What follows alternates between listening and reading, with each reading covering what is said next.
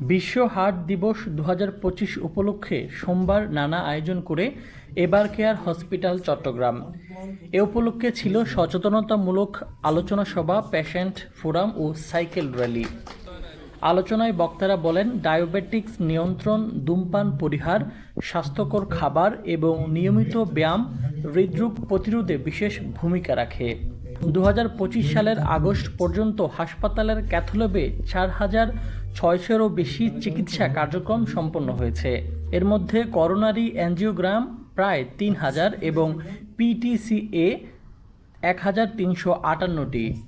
চট্টগ্রামে আয়োজিত এই কর্মসূচি সাধারণ মানুষের মাঝে হৃদরোগ সম্পর্কে সচেতনতা বাড়াতে গুরুত্বপূর্ণ ভূমিকা রাখবে বলে আশা করছেন চিকিৎসকরা। এরপর আমরা স্যারের প্রচেষ্টায় আমরা